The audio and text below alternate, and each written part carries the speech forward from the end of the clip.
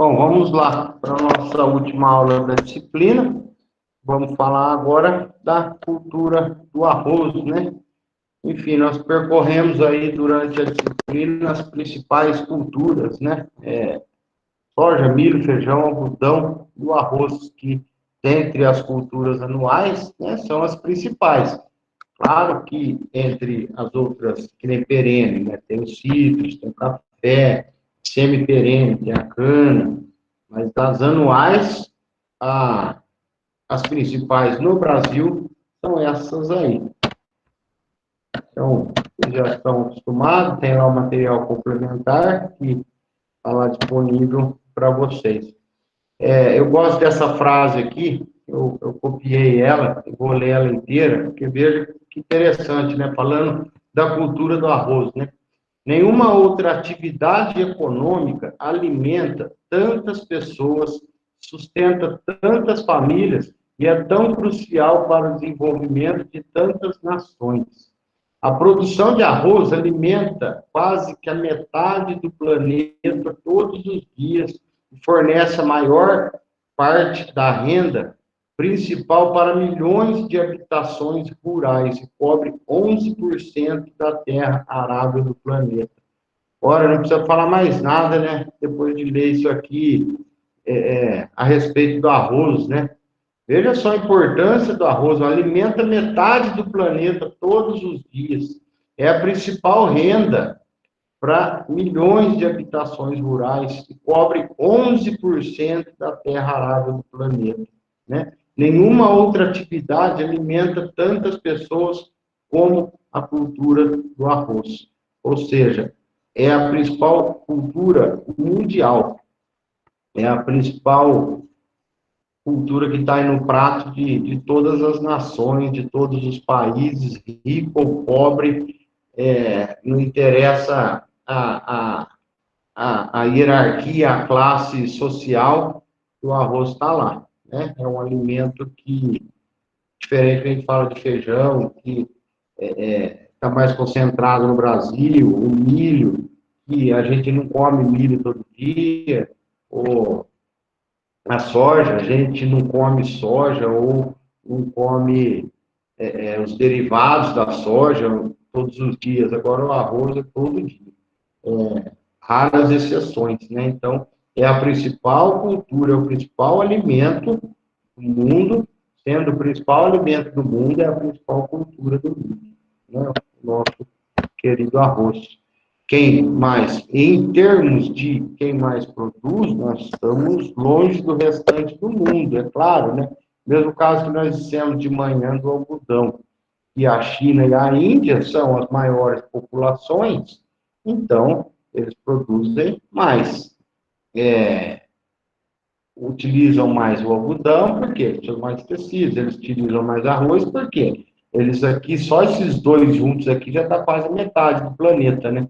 China e Índia, 1,3 bilhão de habitantes, cada um deles, então já é metade do planeta, China e Índia. Então, obviamente, a produção deles é disparado a maior do mundo, né? E seguido pelos outros países lá na Ásia, China, Tailândia, aqueles países no sul da Ásia, que a cultura do arroz é o prato principal deles, né? Se a gente acha que a gente come muito arroz, imagina lá naquela região no sul da Índia, né? Aí, o Kleber está falando, a gente vai chegar no slide que responde parte disso aí, o Kleber, mas a gente, além da cultura, ele preenche a nossa dieta, né? Então, veja aqui, ó, os primeiros, China, Índia, aí entre os países da Ásia e entre o Brasil. Aqui, em termos de produção, esse gráfico, né? Aqui, China e Índia disparado. Aí, aqui, ó, o restante da Ásia. Então, a Ásia, China e Índia. Aí, ó, vem toda a América do Sul, aí depois vem o Brasil, ou seja, o Brasil produz mais do que toda a América do Sul, produz mais que toda a América do Norte, menos que a Ásia, e produz igual a Europa. Aliás, mais do que a Europa, né? Então, o Brasil, depois dos países grandes e dos países pequenos da Ásia, somos nós quem mais produzimos arroz no mundo. Ou seja, fora da Ásia, nós somos o maior produtor e o maior consumidor de arroz. Então, se tirar a Ásia, que a Ásia, sim, são os grandes produtores e alimentadores, né, comedores de arroz, depois vem o Brasil. Tá? Então, o Brasil produz aí cerca de 15 milhões de toneladas, consome 12. Ou seja, nós produzimos 15 e consumimos 12. Vem dizer, então, a nossa produção fica toda no país e vai para a nossa alimentação. 75% da produção fica lá no sul do Brasil, que ocupa aí 2 milhões e meio de hectares, é bastante área, né? Trabalhando, girando em torno de 4 bilhões de dólares por ano, 30 mil risicultor. O que é risicultor? É o produtor de arroz. A cultura do arroz chama risicultura. E o arroz, o produtor chama risicultor.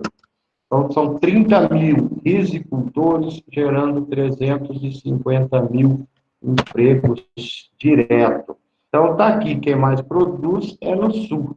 Aí depois vem norte, nordeste, centro-oeste e sudeste, os maiores produtores do Brasil. Então, parte do que o Kleber lá perguntou, veja que eu mostrei esses mesmos valores aqui, quando eu falei do feijão, que um complementa o outro. Além de agradar nosso paladar, por hábito cultural, que são alimentos baratos, num país nosso que tem tanta desigualdade, então é um alimento barato, que produz junto com o feijão a quantidade necessária para a nossa dieta. A gente tem aqui, em termos de aminoácido, veja que aonde o arroz tem pouca lisina, que é fundamental, o aminoácido, o feijão tem muito. O que o feijão tem pouco, o aminoácido sulfurado, o arroz tem muito. Então, além de agradar o nosso paladar, completa a dieta necessária para o nosso metabolismo, né? Então, a gente sabe que o corpo pede o alimento, a hora que você está sem açúcar no sangue, o corpo pede açúcar.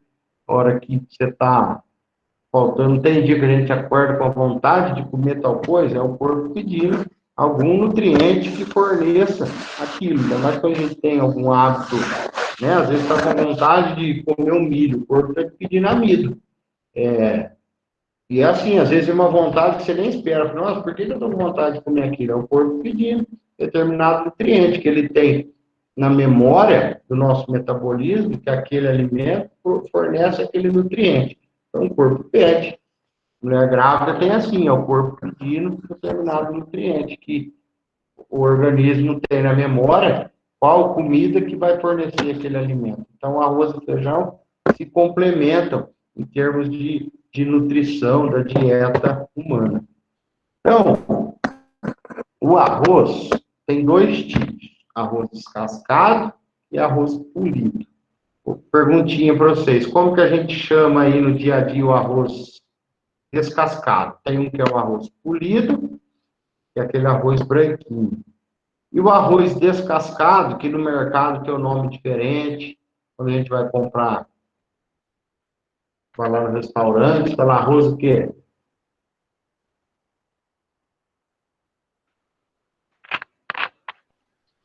Professor, arroz integral? Exatamente, Rafael. Isso aí. Então, nós temos dois arroz. O arroz polido. Aqui nós vamos falar um pouquinho da culinária, porque o arroz, como ele só, a função dele é puramente alimentação, né? Igual quando nós falamos de feijão.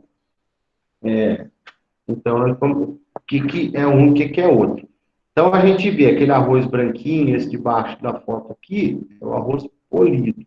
E esse arroz de cima aqui, que nem o Rafael falou, é o arroz integral. O arroz integral ou descascado, ele é mais nutritivo, mas tem menor aceitação no mercado.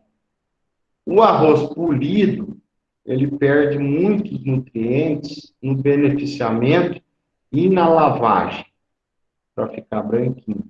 Então, o consumidor, como ele quer um produto de melhor aparência, ele quer o branquinho. mas o branquinho é menos nutritivo. Veja aqui, o arroz integral, que aqui a gente chama de sem casca, e o arroz branco polido. Gorduras, aquela gordura boa, né? Não é a gordura animal, lógico, que não tem o colesterol, né? Até nenhum derivado vegetal tem colesterol, porque colesterol é gordura animal. Até engana esses rótulos de produto de óleo, eu sempre costumo ver isso, né? Você deve ter visto também quando vai comprar óleo, lê lá no rótulo lá. Eles põem propaganda livre de colesterol. Ora, colesterol é gordura animal. Nenhum vegetal tem colesterol. Aí o óleo lá de tal marca põe lá na embalagem, livre de colesterol. É óbvio, porque vegetal não tem colesterol, só tem gordura saudável, né? Então veja que o arroz integral tem 2,2% de gordura da saudável. O arroz polido tem 0,36%, perdeu 83% da gordura. Fibra, que também nos faz bem. O inteiro, 0,8%. Polido, 0,2%. Proteína, 9% contra 7% polido. Remove 80% desses aminoácidos, ó, tiamina, riboflavina, niacina, e remove vitaminas do grupo B. Ou seja, o arroz polido é muito menos nutritivo do que o arroz integral. E o que é um e o que é outro? Lá na frente nós vamos ver, mas o arroz branco, lá nos últimos slides a gente vê a máquina, o arroz branco, ele passa por um processo de lixar. Ele lixa um conjunto de rolo com tipo lixa mesmo, né? Nos rolos assim, que ele vai batendo o arroz e vai polindo ele, ou seja, vai tirando aquela parte escura em volta. Por quê? Embaixo da casca do arroz é escuro. A casca não é tem aquela cor de palha. Embaixo da palha também tem aquela cor de palha. Só que essa é aquela cor do arroz integral. O mercado gosta do arroz branquinho, então fica lixando ele para ele ficar branquinho, para tirar aquela capa, aquela ao redor escuro da cor da casca, que tem menos aceitação. Só que naquele ponto ali é onde tem mais os nutrientes. O arroz está ali naquela parte escura, embaixo da casca. Então, aí, antes de eu continuar, tem o arroz parbolizado. O que é arroz parbolizado? Ele é descascado e polido. Qual que é a diferença dele? Esse processo de parboilização, que ele é um pré-cozimento. É um cozimento, mas por que pré? Porque no cozimento mesmo é na panela lá em casa. Mas ele tem um pré-cozimento. Esse pré-cozimento, ou seja, a imersão do arroz na água quente, faz com que as fibras que estão lá na casca não sejam perdidos, que o que acontece com o arroz branco. Então, o arroz parbolizado, ele cozinha mais rápido, por quê? Ele já passou por um pré-cozimento. Então, ele é mais rápido de fazer e retém mais fibras e proteínas que o arroz branco. Resumindo, é assim, o arroz parbolizado, ele tira a casca dele e, antes dele ser polido, coloca-se em água quente. Aqueles nutrientes que estão embaixo da casca do grão, vai para o interior do grão. Então, perde-se menos esse processo de pôr em água quente, perde-se menos. E por que os refeitórios, vamos falar assim, bastante refeitório de empresa, que sai na hora do almoço, 1.000 pessoas para comer, utilizam arroz parbolizado. Ele tem um gostinho diferente. Tem gente que não gosta. Por que muitos refeitórios preferem parbolizado? Como ele já passa por um pré-cozimento, ele cozinha muito mais rápido. do que o outro que nunca foi cozido, do que o arroz branco, do que o arroz integral. Né? Então, como ele já passou por um processo de pré-cozimento, ele é muito mais rápido para cozinhar. Então, muitos restaurantes aí, refeitórios de empresa, preferem o parbolizado por isso, apesar que o gosto dele é um pouco diferente. O arroz parbolizado sempre existiu, mas vinha escrito lá arroz pré-cozido. Arroz pré-cozido, mas esse nome não caiu muito no gosto do mercado, então ficou arroz parbolizado, tá? Mas não é um diferente, é o arroz descascado, polido, só que em água quente. Então, aqui, ó, parbolizado com arroz branco tem uma pequena diferença. Não é aquela diferença do integral, né, do descascado para o branco. Ele tá entre o descascado e o branco, né? Que é o parbolizado tem 0,6 de fibra, o branco tem quase 0,5, proteína 3,2 contra 2,3. Gordura 0,6 para 1,18. Você vê que o parbolizado, ele mantém mais as características saudáveis, né? Em termos de calorias, são quase iguais, né? Então, a parbolização é um arroz pré-cozido, mas não se chama, já chamou-se arroz pré-cozido, mas agora mudou o nome. Então, o que ele faz?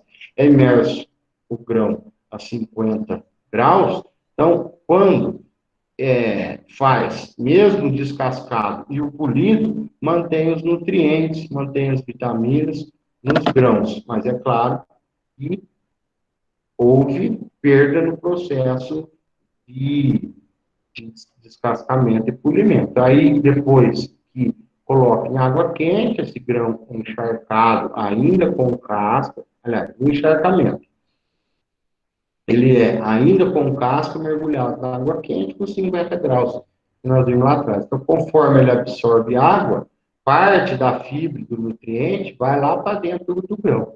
Aí, tem o processo de gelatinização, que o arroz ainda úmido é colocado numa temperatura bem alta, com bastante pressão, aí é a hora que os nutrientes penetram no grão. Aí eles são secos. Depois de seco, eles são descascados e polidos. Então, veja que o arroz parbolizado, ou arroz pré-cozido, você coloca em água quente, ele absorve os nutrientes, aí se descasca e pule. Então, ele fica mais saudável. Aí aqui vem aquela perguntinha. Quem cozinha arroz aí? Agora eu vou perguntar para vocês. Devemos lavar o arroz branco antes de cozinhar ou não?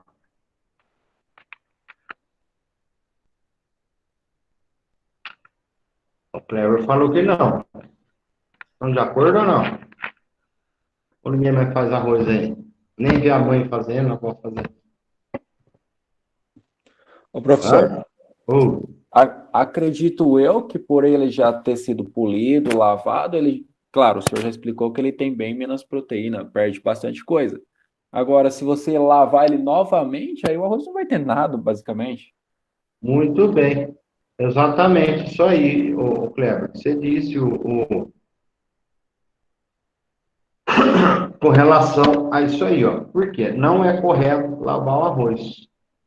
A casca foi retirada, então ele está desprotegido. Quando você lava ou deixa de molho, vai perder os nutrientes, exatamente o que você disse, Cleber, como as vitaminas, o ferro e tal.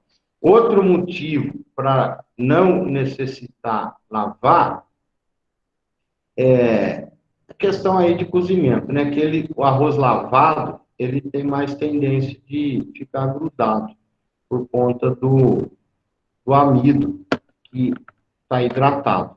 Então, aí vem aquela pergunta, e o pó branco? Né? Por quê?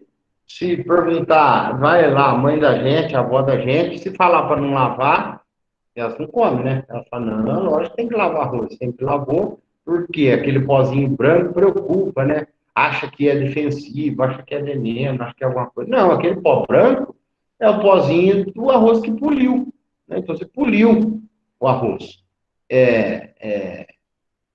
Aquele pozinho que vai ficar lá no saco é o pó do arroz, é pó de arroz, então não é sujeira, e nem produto químico, né? É o próprio alimento. Quando o grão é polido, você já está higienizando ele, né? Então, fica mais sem sentido, ou seja, ele está mais bem lavado, ele tá mais higiênico do que se você tivesse lavado, você poliu ele, né? E outra coisa, mesmo que escape, eu vou falar assim, mas se tiver alguma bactéria, alguma coisa, nenhuma bactéria, nenhum micro-organismo tolera ficar lá 10 minutos em água fervendo, né? O arroz vai fica 10, 15 minutos fervendo. Então, se a preocupação for algum micro-organismo, a água quente com 10 minutos mata.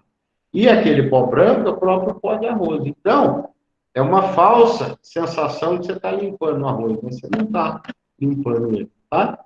Então, é isso aí. Então, essa aqui é a característica da planta do arroz. O arroz mais cultivado é o Oryza sativa, são 7 espécies, o gênero Oryza sativa é o mais utilizado.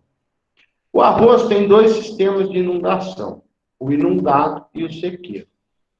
Vamos falar, arroz e irrigação andam juntos. Tanto é que lá na aula de irrigação, eu mostro bastante foto da cultura do arroz. E agora, falando de arroz, eu vou mostrar bastante foto de irrigação. Porque os dois andam juntos. A maioria do arroz nosso é o arroz inundado. E o que é arroz inundado? É um arroz com uma irrigação do tipo do sistema de inundação. Esse aqui é o sistema de irrigação por inundação. Aqui uma cultura de arroz em várzea irrigada. Esse aqui, tabuleiros. Cada quadrinha dessa aqui é um tabuleiro de arroz que está irrigado por inundação. Outro plantio fora do Brasil por inundação. Plantio de arroz, quase a sua totalidade, 80%, é arroz inundado. Na China, olha aqui as plataformas aqui, os terraços inundados, produzindo arroz. Então, nós vamos ver que é um sistema de produção que tem equipamentos próprios, que tem um sistema próprio de plantio. Então, aqui no sistema de inundação, como é que é, o Rafael? Esses dias no mercado, a moça deixou de levar o arroz que estava grudado no pacote. Achei estranho. Perguntei, ela disse que era arroz velho. Rapaz, eu acho que é arroz molhado mesmo, deve ter algum... Né? Porque, vamos falar, grudado porque estava úmido, né? Se tem umidade, pode ser arroz novo também, não sei, né?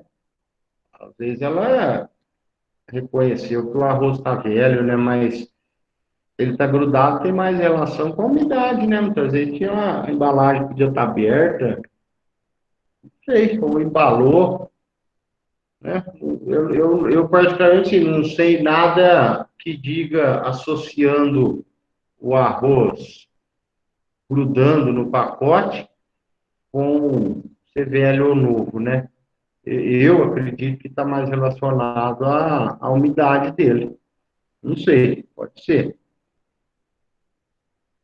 Às vezes a mulher é entendida de arroz, aí quem está certo é ela.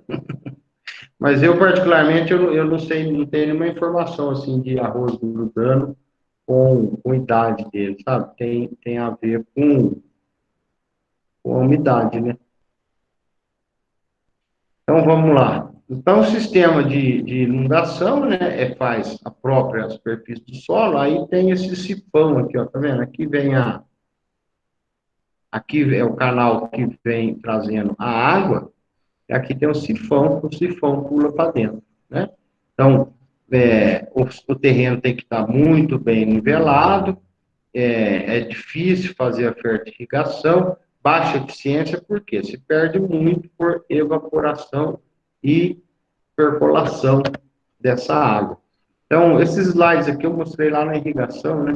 Veja que aqui tem um canal, a água entra no tabuleiro, entra de um lado, sai do outro, enfim, essa água não fica parada, essa água recircula. Então, tem todo o processo de irrigação, né, que eu não vou entrar muito nos detalhes, mas, porque nós falamos lá na irrigação, a gente falou de inundação, do sistema de irrigação por inundação, que tem o tempo de enchimento do tabuleiro, tem o tempo que você deixa ele cheio, a tendência hoje, porque a água está muito cara, tem toda essa questão de preservação de, de água, né, de cuidados com a água. Então, hoje, o arroz inundado é com muito menos água, né? Ele deixa uma lâmina menor. Antes deixava uma lâmina lá de 15,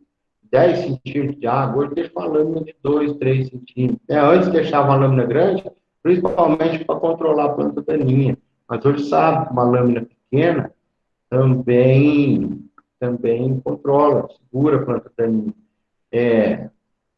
Mesma coisa, não deixa o tempo todo inundado, tem hora que deixa secar, tem hora que enche de novo, sabe? Então, muitos está se aprendendo ultimamente com relação à, à conservação de água, a menos gasto, né, de água no plantio do arroz, do sistema de irrigação. Então, a mesma coisa aqui, ó, o canal principal, a ideia é pelos canais secundários, entra no tabuleiro, cai no dreno e daqui vai embora.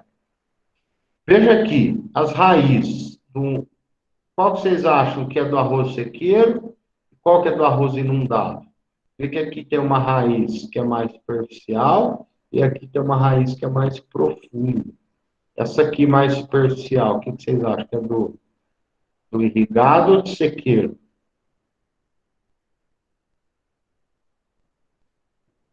Com a raiz mais curtinha.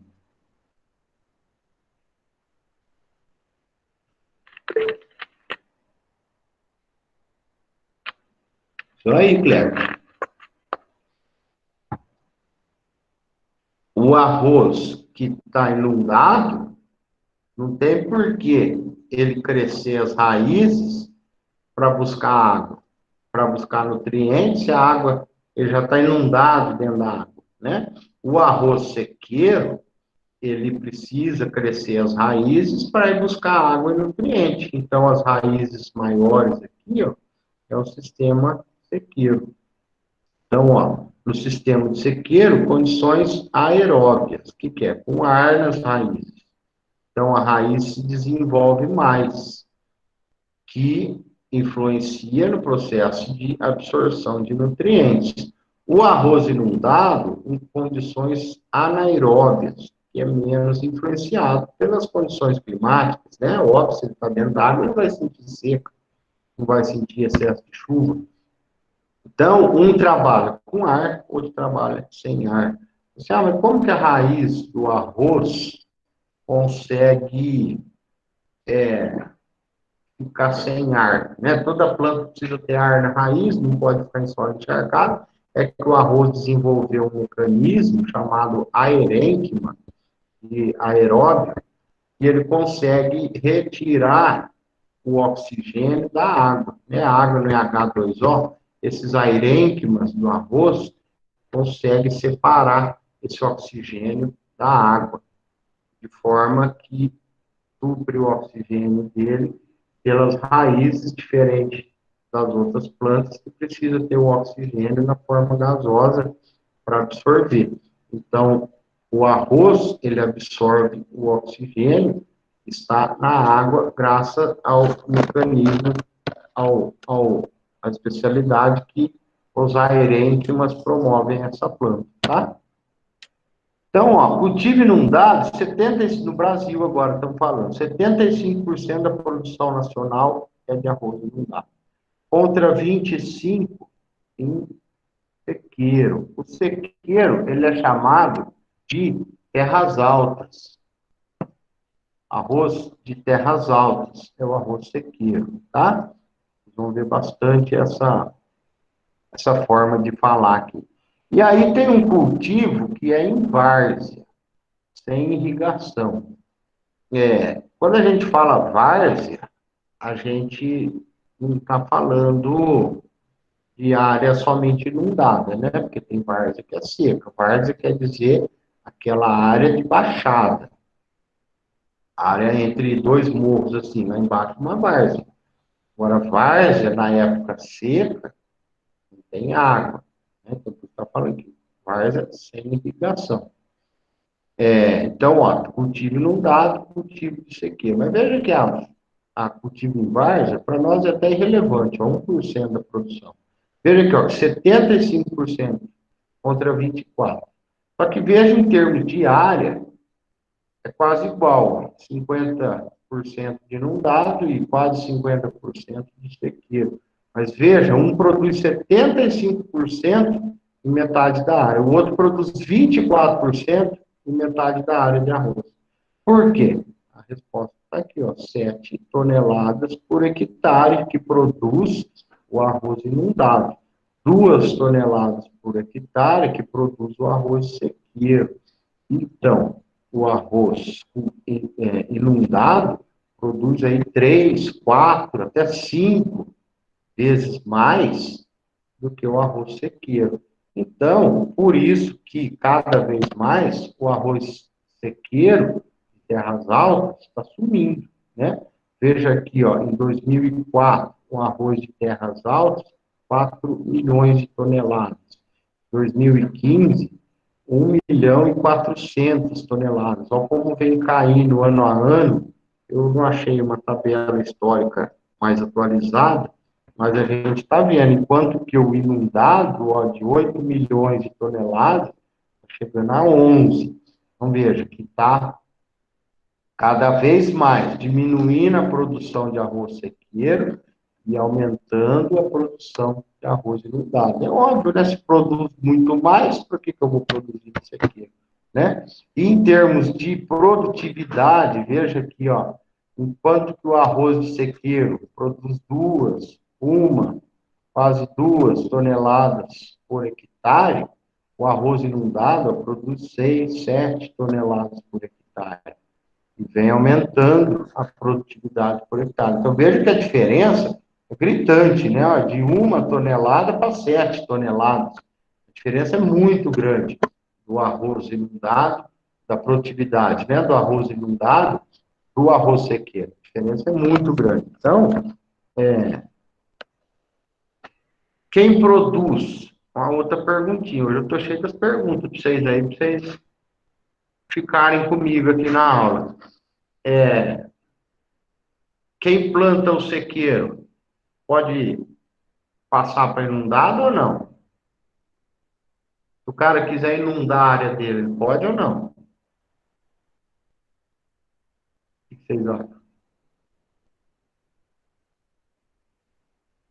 Tem 50% de chance de acertar. Você responde sim ou responde não. O cara que está plantando sequeira, ele pode passar para inundado?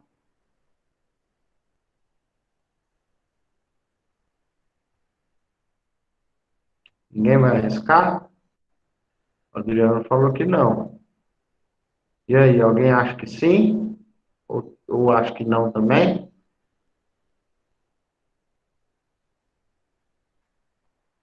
É claro que para tudo tem o depende, né? Mas se o solo dele permitir, a questão é puramente o solo. Se o solo dele permitir, ele pode inundar a área dele de sequeiro, tá? A restrição, então não tem uma resposta nem não, nem sim, vamos falar assim. Depende do solo, mas se o solo deixar, dá para passar de sequeiro para arroz inundado. Nós vamos ver isso aí mais para frente. Mas isso aí. Ó, tem 3 jeitos de plantar arroz, de semear arroz. Com a própria semente seca, com a semente pré-germinada, ou fazer o transplantio, já da mudinha. O de semente seca, você pode plantar ele a lanço, ou plantar ele em linha. Você pode fazer o preparo convencional, o preparo mínimo ou o plantio direto. Então, veja, semente seca, plantando a lanço, semente seca, plantando em linha. A semeadura a lanço pode ser manual, pode ser de trator, pode ser de avião. Vantagem, é rápido e econômico, né? A semente é espalhada no terreno como um todo, ou de avião, ou na mão, ou de trator. E depois tem a incorporação. Ô, Cleber, pode falar? Ô, professor, a lanço quer dizer então que ela não necessita de um espaçamento? Tipo, se ficar uma próxima da outra, não vai uma roubar o nutriente da outra, não sei? Tipo, isso? Isso aí. Não tem espaçamento. Não tem distância entre linha, distância entre planta, não tem nada disso. Fala assim, mas não vai ter a competição que você falou aí? Vai ter. Mas o tanto de planta que vai ter a mais acaba compensando, entendeu? Então, vamos falar assim, vai ter uma população de 400 mil plantas se você plantar a lança. Se você plantar de máquina, vai ter 300 mil plantas. Então, o que tiver de competição entre nutrientes, mais o número de plantas vai compensar muito mais essa. E outra coisa, no plantio irrigado, nos tabuleiros inundados, você não consegue entrar para fazer o plantio em linha, com máquina, né? Ou você planta a mudinha ou você tem que jogar a lança. Não tem muita opção. Mas outra vantagem, que é muito mais rápido, né? A plantadora tem que ir lá, plantar a linha, tem que adubar, abrir o sulco e fechar. A lança não, a lança você já faz tudo e depois você incorpora aqui, ó. Uma incorporação você tem que fazer na semeadura, a lança. Então, Ô, você professor, chamou aí, oi, Cleber?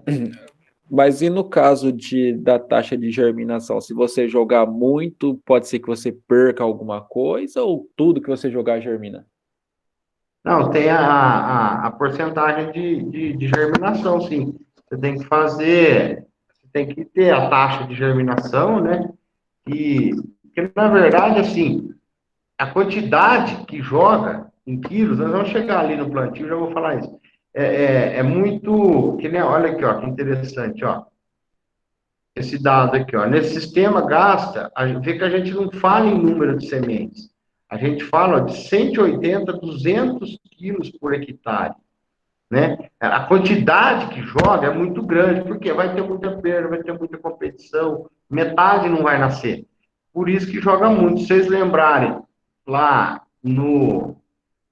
por exemplo, no milho não, foi no feijão, na aula de feijão, a gente fez a continha de quanto que precisa por hectare de semente em quilos, a gente chegou lá de 60, 70, 80, a média de 60 quilos de semente de feijão para plantar um hectare. Então, veja aqui que no arroz, ó, 200 quilos por hectare, é muita coisa de semente, né?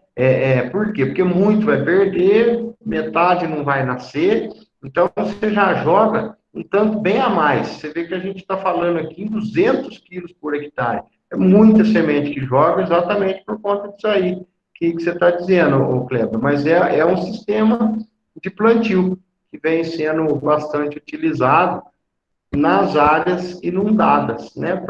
Porque como já é uma área inundada, tem bastante dificuldade, a plantadora não entra. Ou você joga lanço, ou a gente vai ver, ou já planta mudinha. Porque não tem como entrar com a plantadora. Quando é sequeiro, aí faz o plantio com a semeadora. Aí com linha, espaçamento entre plantas, tudo mais. Aí a germinação é maior, com certeza. Então, ó, tanto na semeadura, a lanço ou em linha, a semente fica aí 3 centímetros de profundidade. As sementes que ficam mais rasas do que isso, os pássaros vão e comem, né? Então, não vai ter germinação. Além disso, muito raso, ou seja, menos de 3 centímetros, seca muito rápido aquela camada ali. Então, ó, nesse sistema, 200 quilos de semente, e veja aqui, ó, a semeadura é irregular e a emergência é desuniforme, né? Então, é o que, vamos falar, acho que é o que chamou a atenção do Kleber, né? Poxa, como é que você vai plantar semente a lanço? É assim mesmo, plantar a lanço, perde muita coisa, é desuniforme, é irregular, mas é a opção que tem. Nós vamos ver nas fotos aqui, ó. E o plantio de semente seca em áreas convencionais. Aí se faz com plantadora, né? Então, no slide anterior nós falamos que era lanço, e aqui nós estamos falando com semeadoras normais, né? Plantio direto, em preparo mínimo, ou no plantio convencional. Aqui um plantio de arroz sequeiro, de plantio direto, né? Em cima da palhada já está fazendo a semeadura. Na semeadura em linha, é o mais empregado no Brasil em área de sequeiro, né? A área de sequeiro, pouco se planta a lanço. Em área de sequeiro, o mais empregado é semeadora adubadora, que é isso aqui, que já vai fazendo o plantio e adubando, tá? Então, espaçamento entre linhas por volta de 17 centímetros, 50 plantas por metro de linha. Veja aqui, né? Tudo isso vai nascer? Não. Muito vai morrer. Gramínea tem uma característica por isso que ela produz muito semente, porque germina pouco, né? A gente vê aí pastagem de cana, semente de cana, estou dizendo, não o toletim. É germinação de 7, 8%, ou seja, cada 100 sementes vai nascer 7 ou 8. O arroz, vamos por aí, tem uma germinação de 20%. Então, gramínea, de modo geral, tem baixa germinação. Por isso que é regra, gramínea produzir muita semente, né? Plantas que têm alta germinação produzem menos sementes. Por quê? Adaptação biológica, né? Se a maioria das minhas sementes nascem, para que eu vou produzir muito? Produzo menos. E a maioria das minhas sementes não nascem, aí eu produzo muito, que é o caso das gramíneas, né? Pastagem, cana, arroz. Então, utiliza de 80 a 120 quilos de semente para plantar em linha. O outro tipo de semeadura são sementes pré-germinadas, são essa aqui, ó, tá vendo que a semente já tem o início de uma germinação, então essa pré-germinação acelera a germinação lá no campo, porque sem o solo, você já leva para o campo com a radícula. Sim, o Rafael, é da mesma família, assim, da grama. É o mesmo esquema. Então, ó, a semente já apresenta a radícula e o colióptico, que é da grama cedo, sim, é gramínea também, a grama cedo.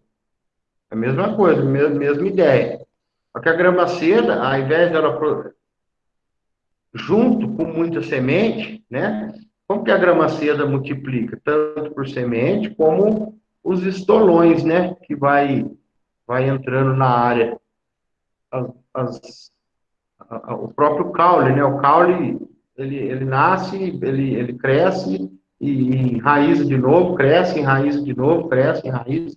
Então, além, por isso que a grama seda é difícil, a lei, ela se multiplica muito rápido de duas maneiras, né? Tanto por semente, que ela produz muita semente, igual todas as gramíneas, e ela se multiplica também dos estolão dela, que vai aumentando a área. Ela é de difícil controle. E quando dá semente, pior ainda. Então, aqui, o sistema de semeadura de arroz pré-germinado, veja que ela já tem a raizinha e um pedacinho do caule. Não pode ultrapassar 2, 3 milímetros de comprimento. Bem medinho, por quê? Senão, a hora que plantar, vai quebrar, né? Isso aqui, essa pontinha aqui, é muito sensível. Então, se crescer mais do que isso, a hora que você jogar, vai quebrar, daí não vai nascer outra planta, porque ela ali já era. Então, aqui, um preparo de solo, olha como é diferente, né? O plantio do arroz do que a gente está acostumado. Olha o preparo de solo, por isso que eu disse que não tem como não ser a lance. Preparo de solo para receber sementes pré-germinadas. Olha que beleza, a gradagem. Aqui é a gradagem, a grade que a gente está acostumado aqui, ó. Aí o trator bota tipo uma nadadeira aqui do lado e vai fazer a gradagem, né? Então, olha lá, a semeadura é feita com a área inundada, olha lá, ó, 20 a 30% a mais de semente do que o sistema com semente seca. 150 quilos de semente pré-germinada, porque o perfilhamento é menor do que da semente seca.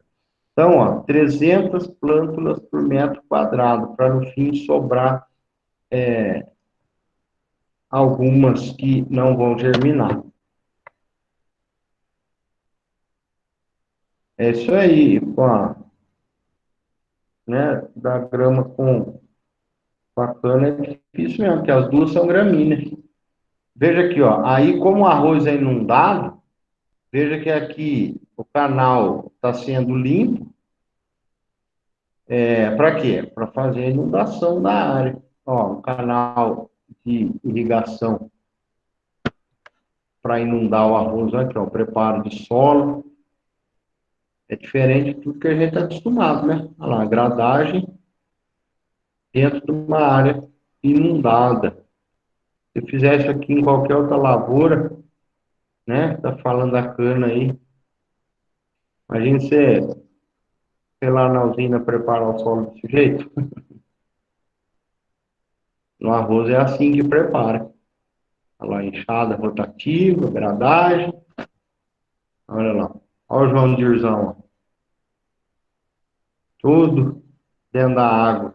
Põe esse complemento aqui para totalmente diferente o complemento aqui para a roda no pneu não afundar, né? Olha lá, fazendo a gradagem convencional para plantar arroz a lança. Olha o tratorista também, fica cheio de fica no barro. Então, para a semente, como que você faz semente germinada? Você deixa ela de 24 a 36 horas na água ou na sombra, ela começa a germinar. 200 quilos de semente por hectare, distribuição a lanço sob aquela lâmina de água. De 20 a 30 dias você mantém o solo encharcado. Cultivares específicas para inundação. Esse é um campo, a foto está bem feinha, mas é um campo de produção de sementes pré-germinadas aqui, a sementinha de arroz pré-germinada. Aqui, adubação a lanço, depois do plantio, sementes pré-germinadas. Adubação a lanço, uma quadra cheia de água.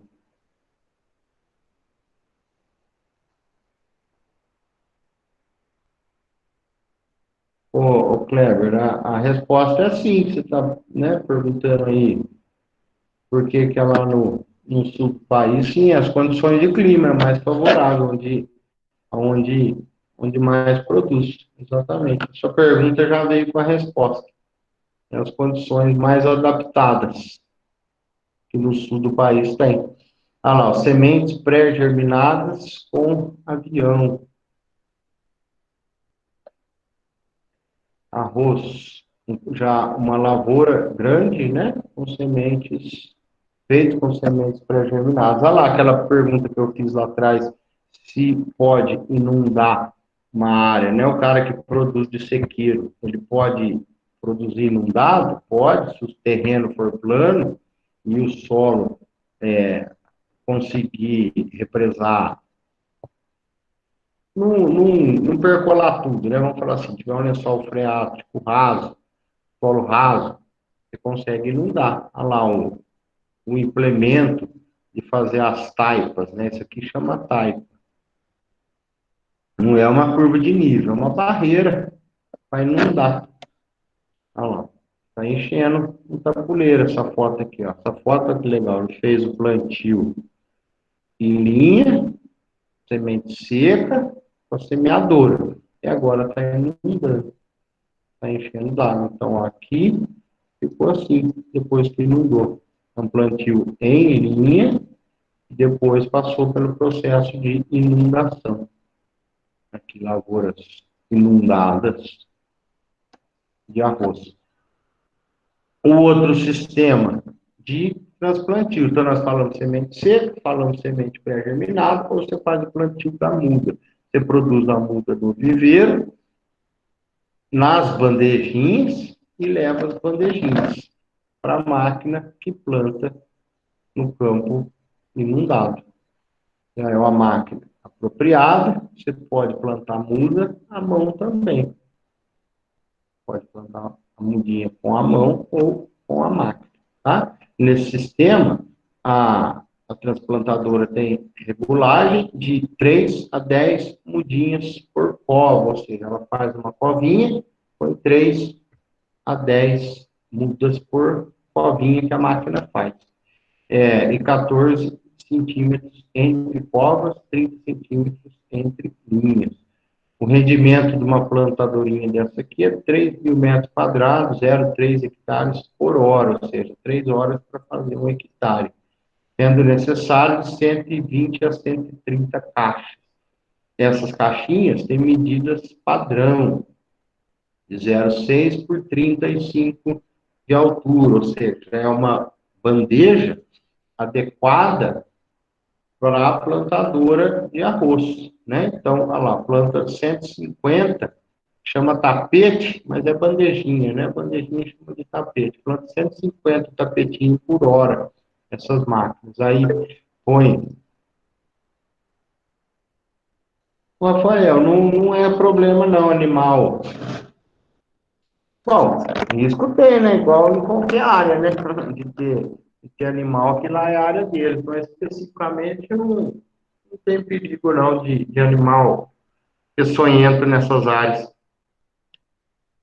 Olha lá, de 12 a 18. Ô, Cleber, vou falar. Ô, professor, eu vi uma matéria outra vez dizendo que nos campos da Indonésia eles utilizam carpas, se eu não me engano, no meio dos canais. Acho que para fertilizar, não sei, mas isso faz sentido, traz benefício? Ô, Cleber, eu vou falar.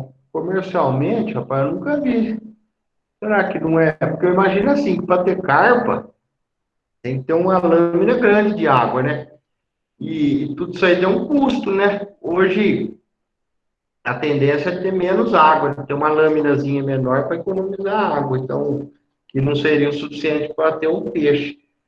Mas, como você viu, deve ser, não sei, falar para você especificamente para que eles põem a carpa, não. Achei que você ia falar que é para comer algum animal peçonhento aí que o Rafael estava perguntando. Isso um dos motivos é que ele controla um pouco, né, as aranhas, os mosquitos, sei lá.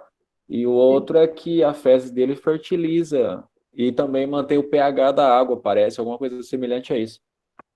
É interessante, a gente vê hoje o sistema de aquaponia que fala, e é exatamente isso aí, que a água das represas de peixe vai para a irrigação e a água da irrigação retorna, né? Então, tem uma troca, né? Os nutrientes que estão na lavoura volta para a represa, os peixes se alimentar. E a água da represa, que tem matéria orgânica, com as fezes e tudo, vai para o campo, né? Então, isso aí chama aquaponia. É exatamente isso aí que as fezes, né? Como o peixe absorve o mineral da água, as fezes dele tem bastante mineral. Pode ser sim, pode ser. Eu especificamente eu nunca vi uma produção com peixe. Até achei interessante eu dar uma pesquisada, mas deve ser isso sim. Interessante. Tanto tira um pouco a praga, né? Come praga, como libera adubo. Interessante, eu vou dar uma pesquisada nisso aí. Legal. Aqui não. Aqui. Então, essas bandejinhas, elas têm medidas padrões. 12 a 18 dias faz o transplantio, distância entre covas 0,14, 3 a 5 mudas por cova, enfim. Aqui a bandejinha, que a gente chama, fala tapetinho, né? Esse aqui é um tapetinho. A estação do Iaci, no Vale do Ribeiro, no estado de São Paulo, que é a região que mais produz arroz aqui no nosso estado, ali, aquele lado ali. Indo para São Paulo, ali, Mogi das Cruzes, aquele lado ali, tem bastante produtor de arroz ali. Aqui um tapetinho de muda de arroz. Vê que fica uma plantinha em cima da outra, né? Para transplantio mecânico, para levar para a máquina. Aqui, a bandeja padrão, para já encaixar na máquina. Olha que belezinha, ó, transplantio de muda no Japão. Olha lá, as bandejinhas atrás da máquina e vai plantando. Ou se faz plantio manual, que tem um rendimento bem menor, né? Quando a plantinha tem aí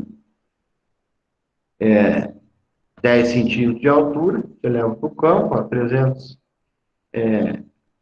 a produção em canteiro de 5 centímetros a 10 centímetros de altura, é a hora que você leva para o campo.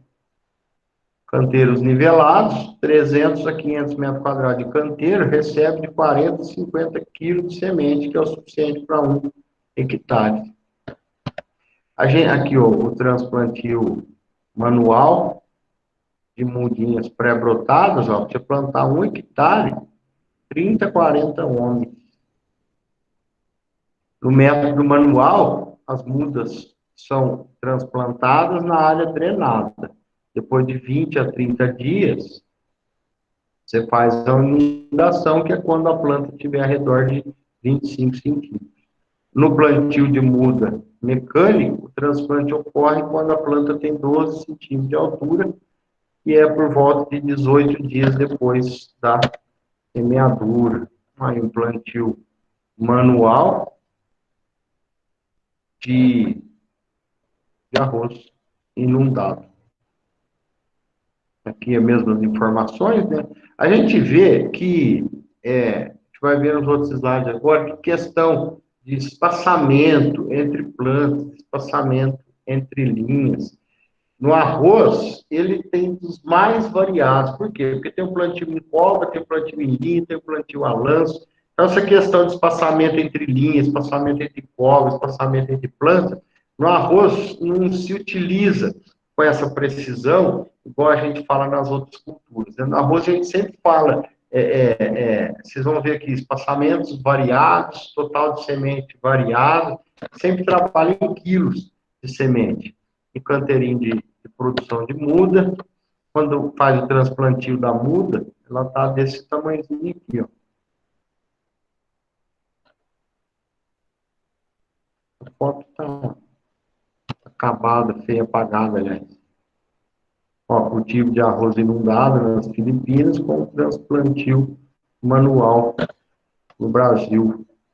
A água, obviamente, isso aqui a gente falou bastante lá na irrigação, né, na primeira aula, tem que ser água de boa qualidade, em bastante quantidade, para a necessidade da planta, para a perda que vai ter por percolação, para a perda que vai ter no canal, e uma quantidade elevada para que circule entre as quadras. Então, o consumo de água é muito grande. Ó, veja aqui, no passado, 18 mil metros cúbicos por hectare, 18 milhões de litros por hectare para produzir por volta de 2,5 a 3 toneladas de arroz por hectare. Hoje, ainda é muito alto, mas diminuiu bem, ó, de 6 a 8 mil metros cúbicos por hectare.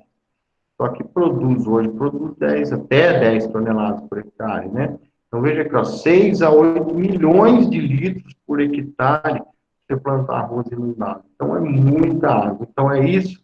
O foco da pesquisa hoje no arroz, quando a gente procura artigo de arroz, a grande maioria dos trabalhos de pesquisa do arroz está exatamente em produzir arroz inundado com pouca água. De que jeito?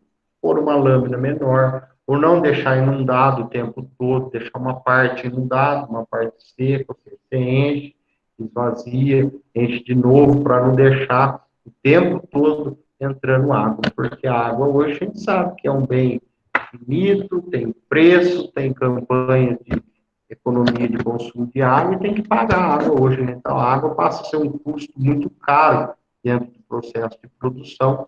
No Brasil, que tem muita água, imagina no país lá fora que tem menos água, né? Então aqui, ó, no Mato Grosso do Sul, ó, construiu as taipas, que são as barreiras, e aí está fazendo a inundação das taipas. Então veja, tem todo um sistema grande de irrigação para fazer inundação. Ó. Veja, o canal chegando, aí passa aqui por essas calhas, a calha mede o volume de água que está passando, e desce para o canal de irrigação e vai fazer a inundação da área. Veja aqui, está chegando no canal de irrigação e inundando o tabuleiro. Para arroz de sequeiro, o preparo de solo é feito, né, como nós falamos, convencional, ou preparo reduzido, ou plantio direto, né? Tem que ter no arroz sequeiro boas condições para a planta enraizar. Utiliza botinha na semeadora, para quê? Para criar, para descompactar, para criar uma área, uma terra solta, né? Porque a gente vê que aqui, ó, qualquer sinal de compactação, a raiz do arroz ela já não atravessa, que são raízes, vamos dizer assim, mais finas, mais superficiais, então qualquer camada compactada já afeta o desenvolvimento da planta. E ver aqui um terreno não compactado, veja que a raiz vai embora. Diferentemente dessa foto anterior, ó, compactou, a raiz não vai. Está descompactado, a raiz desce e vai embora. Então, lá, semeadura mais variados possíveis à época.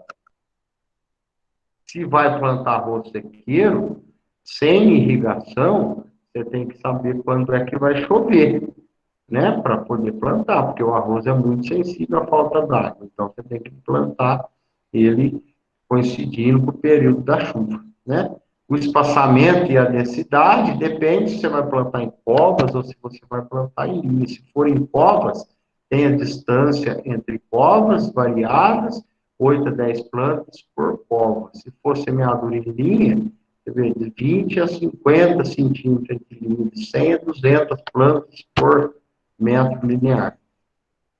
Ainda para culturas não irrigadas, ou seja, arroz de sequeira, a profundidade da semeadura depende do tipo de solo e do teor de umidade, né? Aquilo lá, solos argilosos mais rasos, solos arenosos mais profundos, igual nós dissemos lá nas outras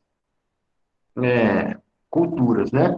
Em termos de cultivares, são específicas. Aqui planta em terra alta e aqui planta em arroz inundado. A cultivar para arroz inundado não vai em arroz sequeiro e vice-versa, né? Aqui um plantio em covas de uma pequena propriedade feito à mão. Abre a cova e já anda com a semente e aplica a semente dentro. Então veja aqui, lá que eu estava dizendo, né? O número de semente, aqui você não tem controle, né? Por isso que o arroz, essa questão de os que utilizam em quilo, né? Fala 200 quilos por hectare de semente. Não fica naquele negócio, né? Tanta semente, a tantos centímetros, espaçamento entre linhas, que nem tem, ó. Vê que ele esticou uma linha aqui e vai jogando a semente. Olha lá, uma plantadora semi-mecanizada, né? Ou seja, tem a maquininha, mas quem empurra na mão. E veja que uma lavoura de sequeiro com água de irrigação ou com chuva regular, veja que a planta cresce diferentemente da planta de inundado, que ela não cresce muito, veja que na de sequeira ela cresce bastante. Ó. Ao passo que qualquer seca, o arroz já seca. Aqui, ó. Em arroz sequeiro, como que a planta se desenvolve bem? Lavoura do Mato Grosso. Aqui, ó, um plantio sequeiro, plantio direto em sequeiro. Ó, plantio direto após o feijão. De uma adubação nitrogenada e cobertura. Veja que a planta fecha, cresce muito bem, né? Plantio em linha.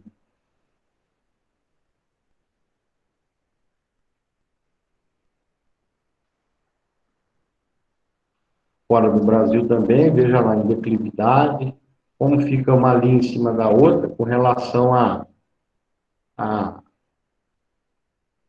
e vai colher manual, plantar manual, colher manual, toda declividade vai, né? Então, preparo de solo, também em áreas, aqui já estamos falando de várzea, depende, claro, das condições da várzea para você conseguir entrar, né? Então, a várzea tem que estar seca para você plantar, né? A área de várzea, parte do ano está inundada.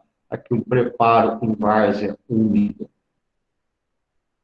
Semeadura, mesma coisa, tem mais diferente, se é cova, se é linha, e a época tem que coincidir com a época que você consiga entrar na várzea, né? Espaçamento e densidade, então vai depender se vai plantar em covas ou em linha, então a mesma coisa, tem diferente espaçamento entre covas e diferente espaçamento entre linhas. Se for em cova, se for plantar a mudinha, de 10 a 12 por cova, ou se for plantar em linha, 100 kg de semente por hectare. Profundidade, mesma coisa, depende do tipo de solo e do teor de umidade. Cultivar específica também para terra alta ou para terras, para áreas inundadas ou áreas de várzea, né? Veja aqui, plantio em várzea úmida. Nos preparos convencionais, você vê que, né, a cultura do arroz, como ela é diferente, né? A gente mostra desde do implementozinho para empurrar na mão, e tem grandes plantios, veja, trator de esteira, trator gradagem pesada com trator de alta potência. O arroz ela é uma cultura bem diversificada em termos de condição de plantio. Aqui uma plana para sistematizar a área, para nivelar a área. Aqui um plantio de arroz, uma área bem nivelada, com semeadura de arroz para terras altas, compactar em cima da semente, ou seja, né, esse disquinho aqui, ele joga a terra em cima da semente e dá uma ligeira compactada, porque a semente ela é muito sensível, muito pequena, e tem muito problema de pássaro, né? Imagina uma ninhada, uma revoada de pássaro, ver um monte de arroz lá embaixo, é tudo que eles querem, né? Então tá aqui, ó, semeadura direta também, espaçamento entre linhas de 17 a 20, 400 sementes por metro quadrado. Irrigação de 20 a 30 dias depois do plantio. Aqui também, ó, cultura do arroz em área de várzea, mesma coisa, né? Área, preparo de solo de diversas maneiras, e o arroz de sequeiro com aspersão, você garante a produção, por quê? Como o arroz é muito sensível à seca, uma área de sequeiro com aspersão, você garante a sua produção, além de aumentar a produtividade, tem grãos melhores, ou seja, o ideal para plantar arroz sequeiro é ter irrigação. Arroz sequeiro sem irrigação é muito arriscado de dar grãos de baixa qualidade e perda da produção. Porque arroz é uma planta que gosta de muita água. Então, aqui, ó, terras irrigadas, arroz de sequeiro. Veja que aqui é um arroz plantio a lanço. Vê que não tem linha, plantio a lanço, semente seca, em terras altas, com irrigação. Olha lá, o plantio já aqui já é um plantio em linha. Então, cultivares. A escolha da cultivar, claro, depende de metade da produção, do acerto, está na escolha correta da cultivar. O Brasil, quem lidera as pesquisas em novas cultivares de arroz é a Embrapa, né? Não são as grandes multinacionais, quem produz novas cultivares é a Embrapa. Aí a Embrapa repassa tecnologia para os produtores, para as empresas que produzem semente, né? Mas quem desenvolve novas cultivares no Brasil hoje é a Embrapa. E, lógico, né, novas cultivares cada vez melhores. Em que sentido? Mais resistente a pragas, mais produtivas, melhor qualidade, mais grãos inteiros e melhor culinária, ou seja, vai melhor na cozinha, no sentido de grão solto, macio e arroz que expande volume. Ou seja, a mesma coisa. Eu preciso, né, que nós falamos lá no feijão, eu preciso de cultivares mais adaptadas, mas tem que ser uma que caia no gosto, no prato, né? Não adianta nada. Eu falo, achei uma cultivar que é ótima aí de praga e doença, produz adoidado, mas chega no prato, não vai, né? Então, tem cultivares adaptadas, veja aqui, ó, cultivares para terras altas, lembrar. Cultivares para arroz irrigado, arroz inundado.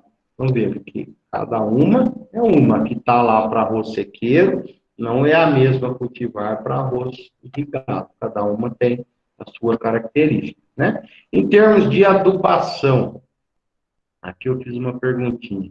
Faço análise de solo ou faço uma análise foliar? Essa perguntinha aqui não é nem só para o arroz, né? Não despertou eu falar disso no arroz, mas análise de solo ou análise foliar? É a mesma coisa? Quando eu faço uma, quando eu faço outra? A análise de solo eu faço antes de plantar. Por quê? Porque eu vejo as condições de nutrientes e acidez do meu solo antes de plantar, para eu corrigir antes de plantar. E depois que eu plantei, aí eu só posso fazer uma análise foliar. Por quê? Aí eu consigo saber como que estão os nutrientes na planta para saber o que eu faço de adubação de cobertura, né? Então, assim, depois que eu plantei, eu não vou mais fazer amostragem de solo. Depois que eu plantei, eu faço amostragem, análise na folha. Eu fazer análise de solo não me adianta mais, porque eu não tenho mais acesso para colocar adubo no solo. Agora, eu tenho que fazer análise foliar para saber como que a planta está. Qual que é a desvantagem da análise foliar? Que a deficiência já se instalou. O Kleber, em relação à análise de água, sim, tem que fazer. A hora que a gente vai fazer a irrigação, você tem que fazer a qualidade da água, sim, né? Para ver se ela tem excesso de ferro, se tem bicarbonato, quanto que ela tem de matéria orgânica para você corrigir pH. Então tem que fazer também, mas agora em termos de fornecer nutriente pela água, aí não, o nutriente ele vai na forma de adubo mesmo, não pelo mineral da água, não vai não. Então, quando a gente faz análise foliar, a gente vê que o que está faltando, e aí a gente corrige. A gente vai aplicando aquele nutriente, repetindo a análise foliar, para ver se atingiu o ideal. Então, isso a gente chama de calibração, né? Então, olha lá, qual fazer? De solo ou foliar? Resposta, os dois. Antes do plantio, eu faço de solo. Depois que a cultura está grande, eu faço análise de folha. Um deixa a desejar do outro, porque a análise de solo, um pega micronutrientes. E a adubação de nitrogênio em cobertura, eu tenho que fazer análise de folha. Não adianta fazer análise de solo, porque eu tenho que ver o que tem na planta hoje para saber se ela está precisando de nitrogênio ou não. O nitrogênio ele é volátil no solo, ele se perde. Então, não adianta nada fazer uma amostragem de solo para saber o quanto que tem de nitrogênio. Tem que fazer uma análise de folha para saber o quanto que a planta tem de nitrogênio, se eu devo fazer uma adubação de cobertura de nitrogênio, tá? Porém, análise da folha, a planta já cresceu e ela já está deficiente, caso esteja faltando, né? Então, a calibração que eu digo é isso aqui, ó. Você vai colocando mais um nutriente, essa linha aqui é a produção, aqui é a dose do adubo. Então, veja, ó, você pôs pouco adubo, produziu menos, pôs mais de 30, passou para 60 quilos de adubo, cresceu um pouquinho, passou para 120 quilos de adubo, subiu mais um pouquinho, passou 180, não subiu mais nada, depois 240 começou a cair. Então, você vê que o ideal é jogar essa quantidade aqui, ó, 120 quilos de potássio. Por quê? Você jogou 180 e não produziu mais, você jogou 240, caiu. Então, isso aqui a gente chama de calibração, né? A gente vai fazendo a análise da folha e adubo. Análise da folha e adubo. Fez mais uma adubação, ó, não subiu o teor na planta, não rendeu mais, você já achou o ótimo na adubação, tá? Aí os sintomas de deficiência de nitrogênio, aquela lavoura amarelada, veja a diferença de uma lavoura normal, o verde, né, essa da frente, e o verde lá de trás, né? Então, aqui nessa foto, deficiência de potássio, planta deficiência de cálcio, simplesmente não cresce.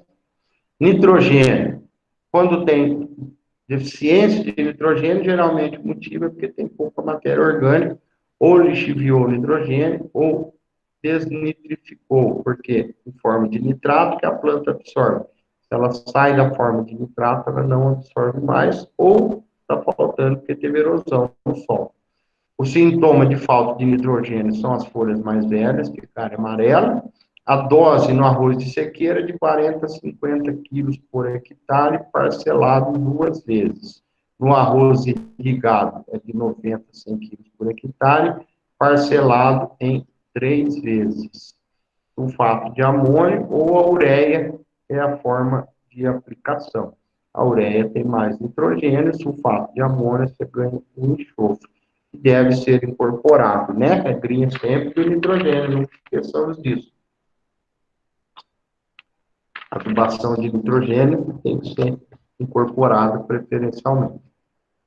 Aqui a área com deficiência de nitrogênio e uma área onde foi feita a cobertura com nitrogênio. Veja a diferença, né? A foto já te explica. Excesso de N, qual que é o problema? A planta crescer demais. Qual que é o problema a planta crescer demais? Ela acama. Qual que é o problema dela acamar? Né? Acamar é tombar. Qual que é o problema dela acamar? Da doença que diminui a produtividade, além de manchar o grão. Então, veja que, vamos falar assim, eu tenho nitrogênio de graça. Vou encher de nitrogênio.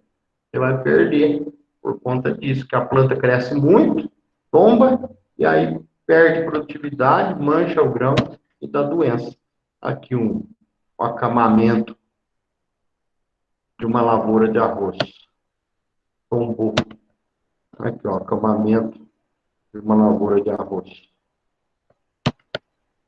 Fósforo, ele é móvel, então aparece nas folhas mais velhas, ou seja, o fósforo sai da folha mais velha, vai para mais nova, o sintoma aparece na mais velha. Reduz a falta de fósforo, reduz o perfilamento, atrasa o ciclo da planta, reduz a raiz. Então, você tem que elevar o nível no plantio e no preparo. Um arroz sequeiro de 40 a 90 quilos de fósforo por hectare, o arroz irrigado de 60 a 90. Lembrando que o fósforo deve estar na fórmula mais solúvel que se encontrar.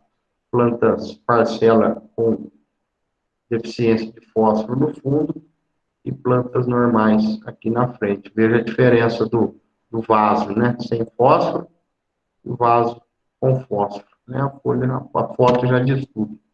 Potássio raramente se encontra, por quê? Deficiência de potássio, porque ele fica na palhada. Então, a palhada mantém o potássio. Então, raramente se encontra deficiência de potássio no arroz. Porém, se faltar, reduz o crescimento da planta. Como você vê aquelas pleuroses, né? Aquelas plantas, as nervuras amareladas.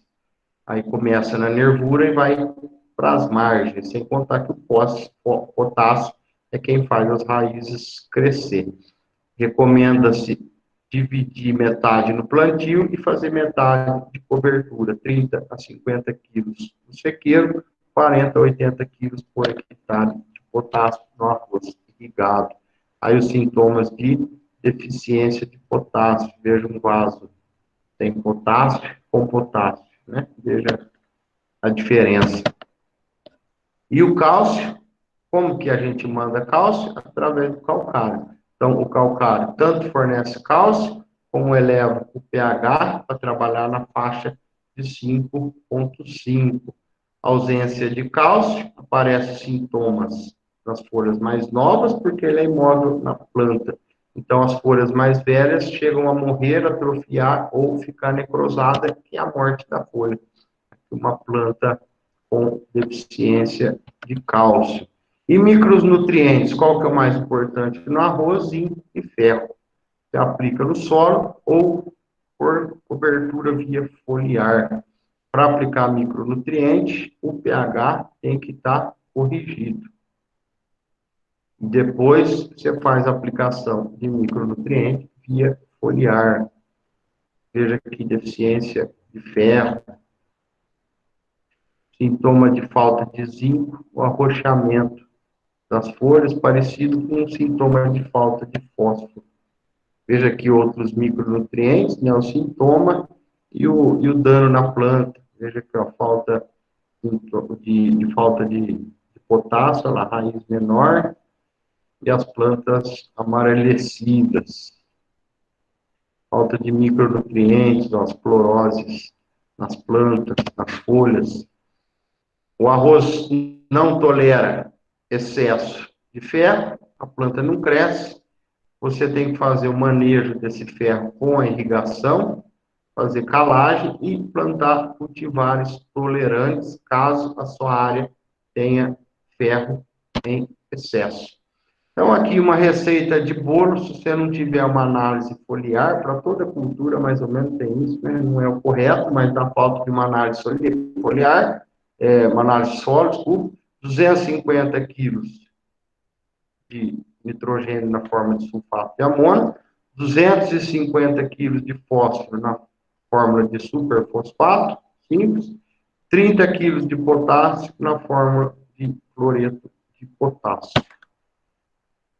E a calagem em cima, a calagem não tem como, né? A calagem você tem que fazer em cima da análise de solo. Em termos de planta daninha, pior planta daninha, pior praga de planta daninha para o arroz é o arroz vermelho. Isso é uma verdadeira praga, pior do que a tiririca no arroz. Por quê? Porque é uma planta igual ao arroz. E o grão é vermelho. Se aparecer um grão vermelho num saco de semente, todo aquele lote deve ser jogado fora. Se aparecer um grão vermelho no arroz que você compra no supermercado, aquele lote está tudo contaminado. Tá? Então, sementes têm que ter elevado grau de pureza. E fala a dificuldade do arroz vermelho, é que ele é igual ao arroz comum. O que mata ele, mata o arroz. Você está plantando, a praga dele dá no arroz, é a pior praga. Tá? Então, ele forma as reboleiras dentro da sua cultura. Óbvio que as plantas daninhas é um dos principais problemas do arroz sequeiro, porque o arroz inundado não dá planta daninha, porque são poucas as plantas daninhas adaptadas à área inundada, né? Então, no arroz de sequeiro, atrapalha a colheita, além da competição, além de levar praga e doença. Então, até os 45 dias, tem que ter um controle muito forte de plantas daninhas no arroz sequeiro. Controle preventivo é levar semente pura. Controle mecânico é retirar a planta daninha numa gradagem ou na enxada. E o controle químico com herbicidas, mas conhecer o herbicida que você está aplicando, ainda mais se for arroz vermelho, você vai matar a sua cultura também, tá? Então, tem herbicidas pré e pós-emergente. Em termos de doenças, qual a principal doença do arroz? É o brusônio. Então, existem cultivares tolerantes ao brusônio, tá? Então, a gente sempre tem que utilizar delas, ainda mais se a nossa área for prejudicial, for alta intensidade, área plantio de arroz há muito tempo, que tem um ataque do brusônio, tá? Espaçamentos adensados favorece o fungo. Então, você vai utilizar uma cultivar suscetível, né, que não é resistente, com baixo espaçamento, tem que tomar cuidado com o brusônio, tá? Se tiver a nutrição adequada, a planta fica mais resistente, obviamente, né? Uma planta bem nutrida, a resistência dela é maior. Plantar na época correta, para não coincidir a época de maior umidade com o ataque do brusônio. Sendo feito todas essas recomendações, você consegue escapar da utilização de fungicida. Aqui os sintomas dos brusones na planta formam isso aqui. Esse aqui é o ataque do fungo na planta. Acaba com a folha, acaba com o grão, acaba com a fotossíntese, tá? Outro problema no arroz são as manchas de arroz. As manchas ocorrem por N motivos. Ocorre se ela está encostada no solo, ocorre por bactéria, ocorre por fungo, ou seja, é tudo que causa mancha no grão. Causou mancha no grão, você perdeu o seu lucro, perdeu a qualidade do seu arroz, tá? Então, tem tratamento químico para evitar fungo e bactéria no arroz. Tratamento químico de semente, tá? E também tem cultivares resistentes, e em último caso, tem que aplicar fungicida por conta das manchas de grão. A mancha parda é outro tipo de mancha que aparece na folha e nos grãos, também cultivar resistente, tratamento químico de semente e aplicação de fungicida. O mal do pé é um fungo que dá aqui no pé da planta, que ele deteriora todo o perfil. Mesma coisa, utilizar cultivares resistentes. Então, para o arroz sequeiro, as principais considerações: pouco exigente em insumos, ele é mais tolerante em solos ácidos, por isso que ele foi muito bem no cerrado. Então, o arroz de terra alta está concentrado no cerrado brasileiro.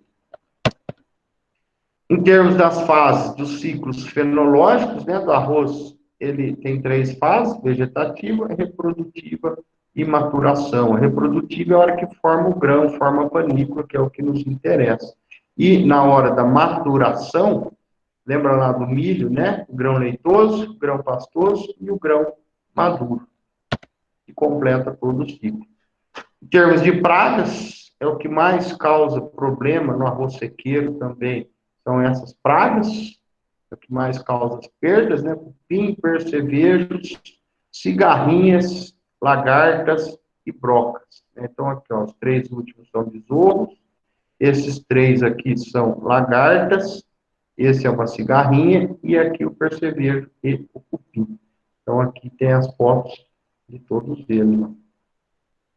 As larvas, os percevejos. Então, a colheita é o que garante a qualidade do grão. Que hora que eu colho? Quando 80%. Pão de galinha é o corozinho. Deixa eu ver se tem na foto aqui. Pão de galinha é um besorrinho branquinho. Na cana tem muito. É um coró, fala coró. É um besorrinho que, quando ele está na forma de larva, é uma virgulinha assim, miudinho, branquinho, leitoso, assim, que o problema dela, quando ela está muito em intensidade, ela come a raiz, come ali o pé, né? Todo besouro, nenhum besouro dá problema para cima, né? Todo besouro, como ele não voa, ele dá... Por que o pão de galinha? Porque a galinha vai ciscando ele. Quando tem no terreiro de galinha, se soltar para o pão, né? É o que a galinha gosta de comer. O pão nosso é o de farinha, o pão da galinha é uma larvinha daquela ali. Eles falam pão de galinha. Até sai picando. Galinha gosta de comer. Se ela vê um campinho cheio dos corozinhos de besouro, das larvinhas, é a comidinha favorita da galinha. Que hora que é a hora de colher? A hora que tiver, como que eu sei? 80% tiver com os cachos pendentes, ou seja, quando o arroz não está maduro, o cacho, a panícula dele está para cima. A hora que a panícula tomba, é porque ele está maduro. Então, quando tiver 80% dos cachinhos da planta tombado, é que está na hora de colheita, tá? E quando a umidade, nessa época, já vai estar ao redor de 18% a 24%. Se tiver com baixa umidade, abaixo de 18, pode ocorrer o trincamento do grão, tá? E outro, igual no exemplo lá na soja, também a questão da velocidade do molinete da colhedora. Sempre o molinete tem que estar mais rápido que o deslocamento da máquina, tá? Olha aqui, ó, o molinete é essa parte da frente aqui da colhedora, né? Então, ela sempre tem que rodar mais rápido do que a velocidade da máquina. Depois de colhido, leva para o armazém. A umidade está por volta de 13% a 14%. Você pode fazer secar mecânico ou natural. Natural você põe no armazém, mecânico você põe no silo. O tempo que vai ficar secando depende da umidade que você colheu. Você armazena em paiol ou no silo. Depois de seco, sempre em cima, a sacarinha em cima de estrado de madeira, igual a gente vê na foto aqui, ó, para ter o quê? Para ter a aeração. Então, só tem o sistema de aeração, 2 sacos em cima, sistema de aeração, 2 sacos embaixo. 2 piadas, né? E como é que é o beneficiamento? O beneficiamento é retirar a casca. Você limpa, descasca, separa a palha do marinheiro. O que é o marinheiro? O marinheiro é aquele arroz com casca, né? Antigamente, a gente encontrava muito arroz branquinho junto com arroz com casca, né? Hoje as beneficiadoras, a laser, tem uma tecnologia gigantesca de qualidade que tira todo o marinheiro, né? Mas o marinheiro é aquele arrozinho com casca. A brunição é o que faz o arroz branco, e a brunição é o processo de polimento. E aí tem a classificação do arroz. Como que classifica? Tanto de grão quebrado ou não. Então, olha lá, uma máquina de limpeza de arroz, né? Então, nesse ponto aqui, nessa máquina, tira todas as impurezas, né? Torrão, pedra, casca, pedaço de inseto, o que tiver. Retira, essa máquina retira com um soprador. Depois vem na máquina de fazer o descascamento. Então, aqui dentro tem 2 roletes, esses roletes vão rodando e retirando o grão de dentro da casca. Tem que estar bem seco, se tiver úmido, você estraga o grão e não remove a casca. Depois passa por outra selecionadora, uma câmera que tira a palha e os marinheiros que porventura vieram para cá, né? Então aqui separa a casca e o arroz que não foi descascado. Aí depois entra para a polidora. Aqui é quem faz o polimento, processo de brunização. Aí entra para classificação. Então, quando que eu classifico o arroz tipo 1, tipo 2 e tipo 3? O grão inteiro, quando só tem grão inteiro, tipo 1. Aí o grão quebrado, se for de tamanho 3/4, ou seja, um grão quebrado em 3, é o tipo 2, tipo 3. Um grão quebrado no meio é o arroz tipo 2. E essas máquinas hoje são moderníssimas, né? Que antigamente não tinha. Antigamente o arroz não tinha embalado e não tinha qualidade de grãos que tem hoje, né? Então, além da lavoura ter melhorado as práticas, as máquinas de beneficiamento hoje são top. Separa tudo, tira o marinheiro, tira uma casca e separa o que é grão inteiro e o que é grão picado. Aí tá pronto para fazer o embalamento e a venda e expedição do arroz. E por isso, fim de aula, fim de disciplina. Tem alguma dúvida, pessoal, do arroz? A gente termina aqui a nossa disciplina. Eu tenho a dizer, agradecer vocês aí, esse tempo que nós passamos juntos, né? Nós emendamos aí irrigação, tratamento fitossanitário, irrigação e culturas anuais, né? Emendamos 3 disciplinas na sequência aí, ou seja, vocês já me ouviram bastante nos últimos meses aí, nas últimas aulas, né? Mas para mim foi bom ter conhecido vocês, vamos nos conhecer pessoalmente, e seja lá na formatura de vocês, mas nós vamos nos conhecer ainda. Aí, foi o Cleber, você chamou aí? Ô, professor, sabendo que um arroz é diferente do outro, de um integral, como é que é a palavra? Parbolizado. Isso, e de um arroz lavado, qual que o senhor utiliza na sua casa? Pai, eu falo para você, eu tenho criança em casa. As crianças só comem do branco. Eu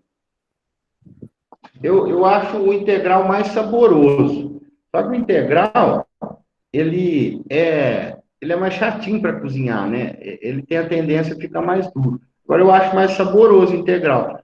Mas em casa não tem integral. Em casa só tem do branco. Sim, não. Porque eu acho que muitas vezes, a maioria das pessoas, às vezes acaba comprando o branco porque não tem esse conhecimento, né, do que o arroz integral é bem mais nutritivo. Então, vocês, É, tipo, você que tem esse conhecimento, ou o nutricionista, será que eles acabam consumindo mais um ou o outro? sim, sim, não, é legal a sua dúvida. É, o integral é bem mais nutritivo, né, em termos de fibras, pessoal que é mais fit, né, que fala, que tem aquela alimentação, que faz os exercícios, tal, povo de academia, eles preferem integral, principalmente porque tem mais fibra, né? Em termos de caloria, é a mesma coisa. Agora, aliás, todo alimento integral, eu gosto de pegar lá um pão integral, em termos de caloria é igual. A diferença é que não tem mais fibra. Então, por que fala que a comida integral emagrece? Na verdade, não é que emagrece, ela engana o corpo, porque a fibra é mais difícil de digerir. O alimento com bastante fibra fica mais tempo no seu sistema digestivo. Então, engana que você está satisfeito por mais tempo. Então, você acaba comendo menos, porque você tem a falsa sensação que você ainda está alimentado, mas na verdade como tem bastante fibra, a fibra demora mais para ser digerida, dá essa falsa sensação de saciedade de alimento por mais tempo, né? Mas é mais nutritivo também, tudo mais. Mas é o que eu digo, a gente tem um paladar, a mesma coisa que o açúcar.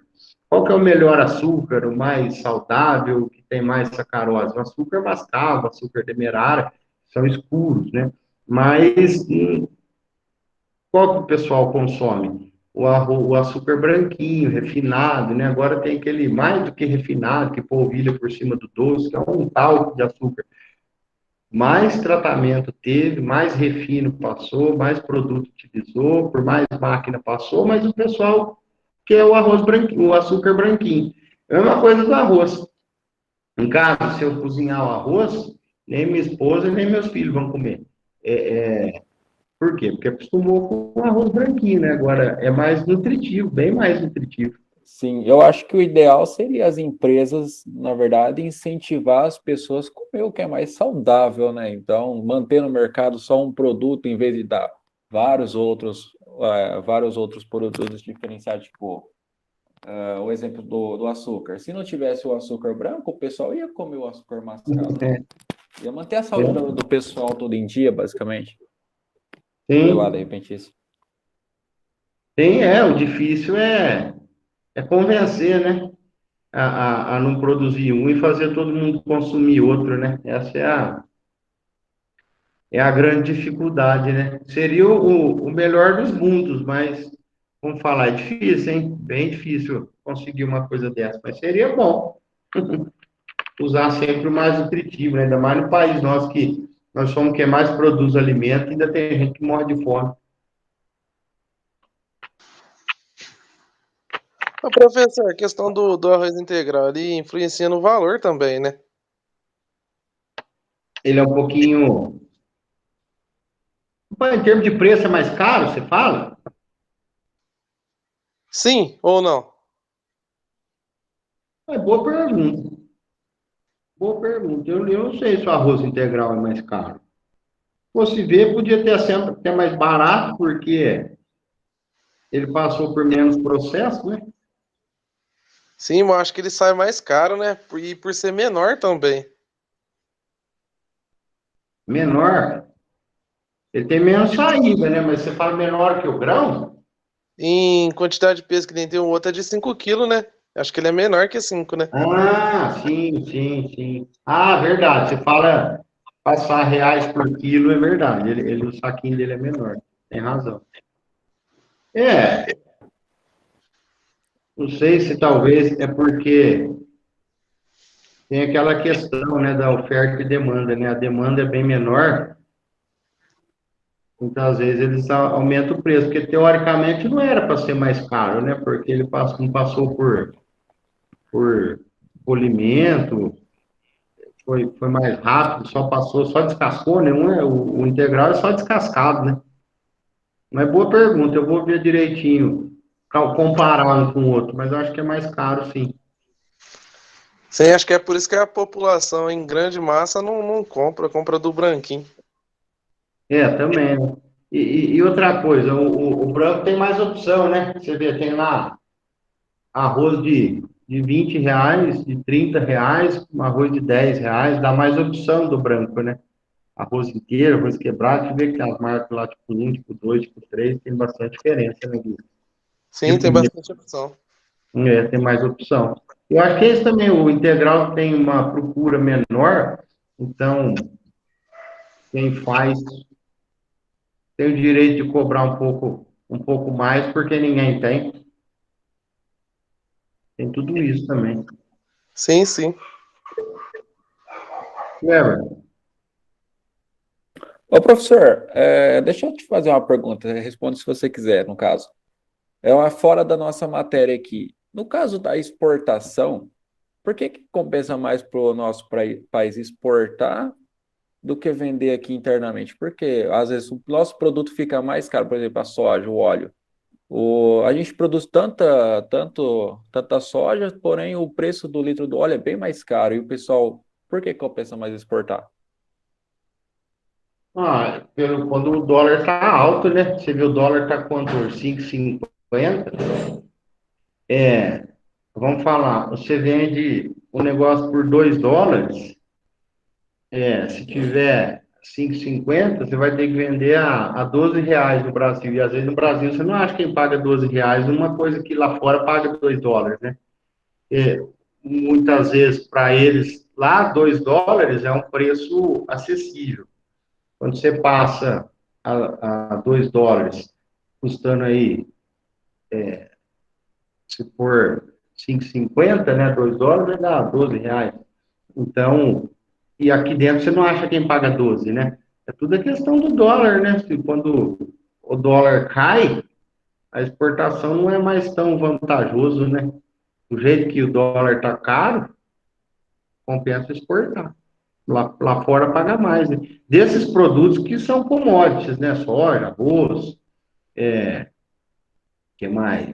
Algodão, milho, açúcar.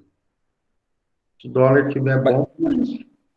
mas será que existe uma certa quantidade? Por exemplo, o produtor pode exportar no máximo tantas toneladas? Existe um limite ou não?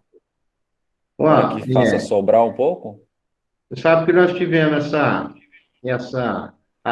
não tem, né, a resposta, assim, uma lei que regulamenta, até porque não precisou, que a gente sempre exporta é, é, mais, porque a gente produz muito, né? Vamos falar assim, a gente produz 4 a 5 vezes mais alimento do que a gente consome, né? Vamos falar assim, a gente produz alimento para 5 pessoas, vamos falar,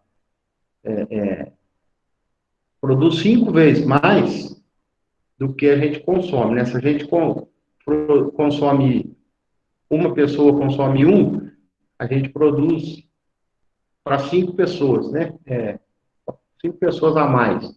Vamos falar, a gente consome e produz 5. Então, o Brasil raramente vai chegar a ponto de faltar aqui para nós, né? Então, esse controle de exportação acaba sendo até desnecessário. A gente viu no açúcar e no álcool, há tempos atrás, que, por exemplo, se o açúcar está pagando muito bem lá fora para exportar, os produtores mandam tudo para fora, as usinas, né? O Copersucar, quem compra, manda tudo para fora, porque está dando mais lucro, está pagando em dólar, está faltando açúcar no mercado externo, estão pagando bem, as indústrias vão querer vender para ganhar mais. Só que aí começa a ter esse risco aí, né? Falou, ó, tá vendendo tudo açúcar lá fora, não tá sobrando açúcar aqui dentro e o estoque de álcool tá baixando. Aí o que que o governo faz? Uma sobretaxa de exportação. Fala assim, você quer exportar? Você vai ter que pagar 20%. Aí o que faz? Cai a exportação, né? É aquelas taxas de importação e taxa de exportação. Quando está sobrando, o governo, a taxa para exportar é pequenininho. Opa, começou a correr o risco de faltar, ele aumenta a taxa para ficar inviável a exportação.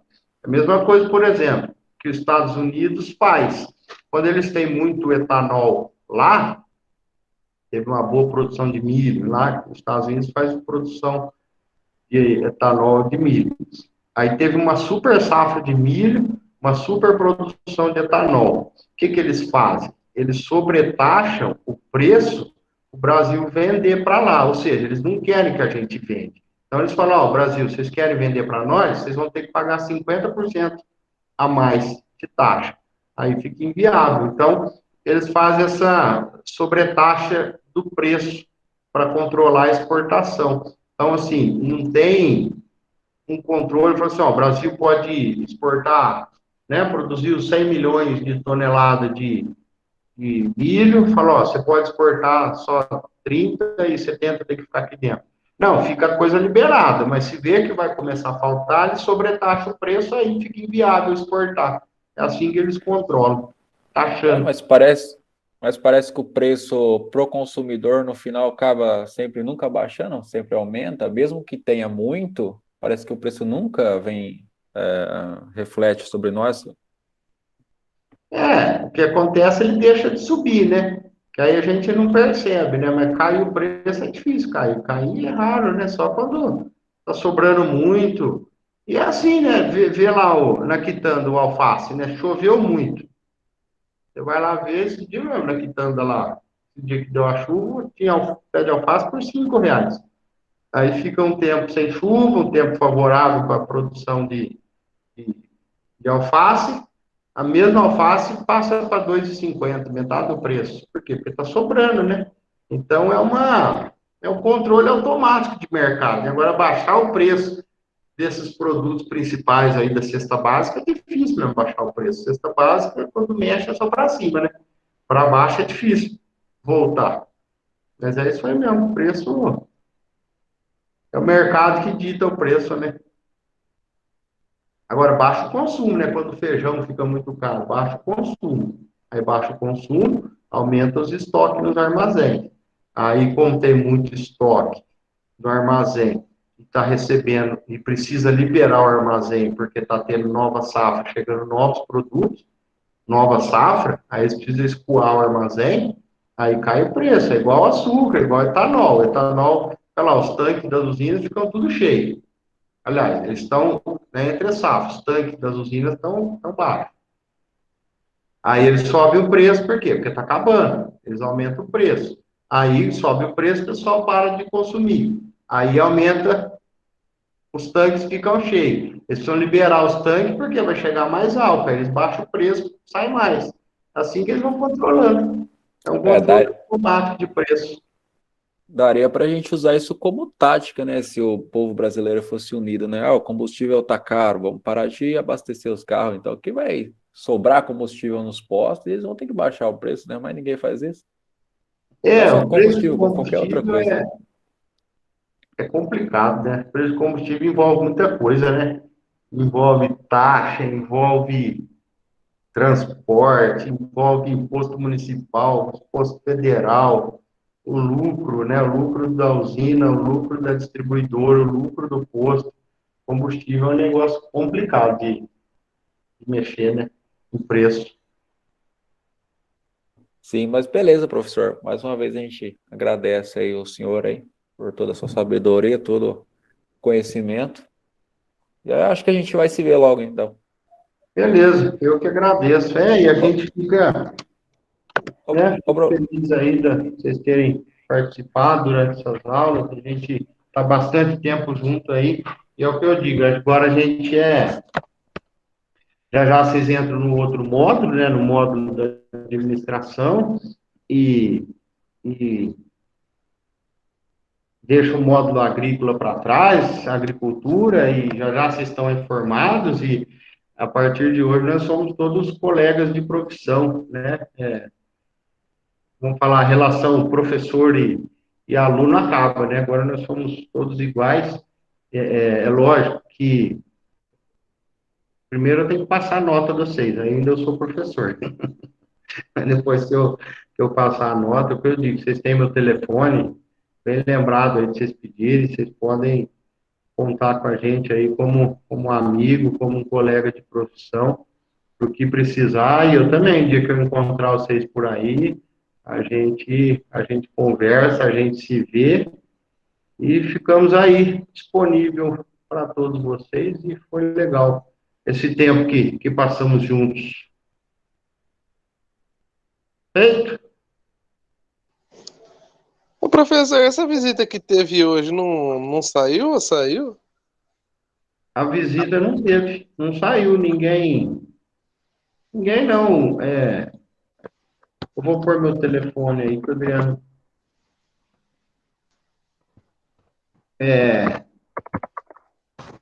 Não teve, porque não teve pouca gente, né? Abriu tanto para a turma de vocês como para a turma da semana, né? Da noite. Mas só 6, eu acho, confirmaram. Só 6 confirmaram. Aí tinha que ter no mínimo 10, né, para ir para a fazenda. Então não teve visita, não. Entendi. Feito? Feito, professor. Obrigado aí. Valeu, obrigado, Kleber, Rafael, Adriano, ficamos aí. Obrigado, vocês também, tudo de bom.